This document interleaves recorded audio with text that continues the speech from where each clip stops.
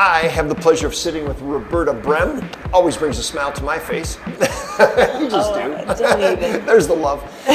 So Roberta is the president of Vyron Corporation. My simple take is that they are all things HVAC. That's about as good as it needs to be. That's what you do. So Commercial industrial HVAC stuff. So Roberta's been a client really consistently recently, but then was a client, maybe 3 or 4 years ago. 3 years back maybe. Yeah. So what was your, either this time around or the first time, what was your genesis for engaging with us? Yeah. So the first time, I would say I had no idea. You guys were at a convenient location, walked in the door totally blind. I had no clue what I was walking into, and then was really impressed. And so that was, my husband and I were both training with you guys. Then we ended up moving, so we went different places, and when I ended up getting pregnant, I was like, I really need someone to help me work through this intelligently, and with a really strategic approach. And so I knew that Chelsea is just phenomenal with that, and she was the first person that came to my mind.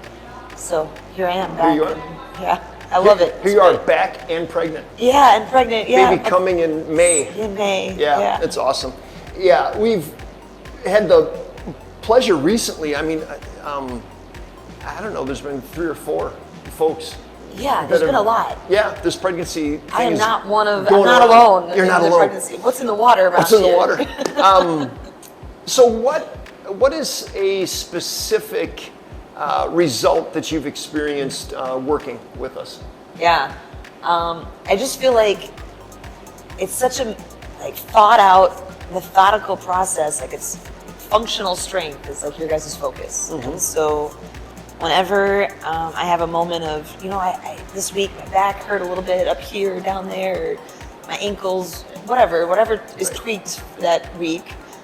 Chelsea just has like the best solution of like, all right, yeah, then we're gonna work on strengthening this muscle because I think you've been overcompensating, or she just the knowledge of how our body operates, even down to the exercises when she's like, yeah, okay, we're trying to do a new move here. This is how you should be feeling it. Yep. And I'm like, well, okay, but I'm also feeling it, in my upper shoulder. And she'll be like, okay, well, I swear it's like move your right toe a little bit, an inch to the right, and that should help. And it does. Like the modifications are like ridiculous. That's awesome. And it's not intuitive. It's really intelligent approach. Yeah, beautiful. Yeah. How has the training with us had an impact on your personal and or professional life?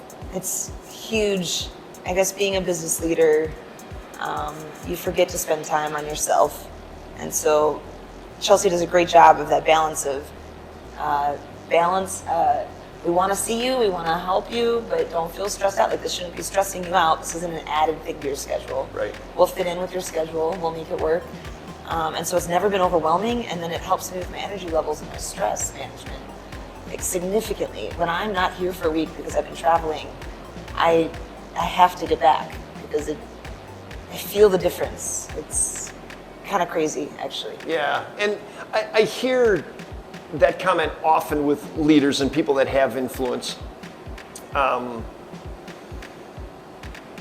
that you can often sacrifice yourself because you've got so much opportunity and obligation, and it can be a bit overwhelming at times if you allow it to be. So, and it's a great, actually it's a beautiful thought as you're getting ready to bring another human into the world. That little human is going to be huge opportunity and obligation, and that's all beautiful stuff.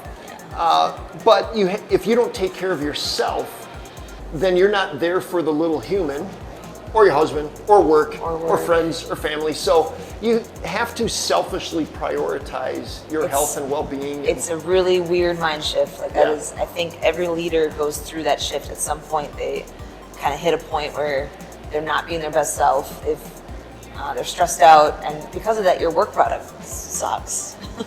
And people notice, and it stresses out your team, it stresses out the people around you. Like, as the leader, they look to you for how they should be acting and how they should be feeling about everything. And if we are frustrated or stressed out, then that just bleeds down to the culture of the company.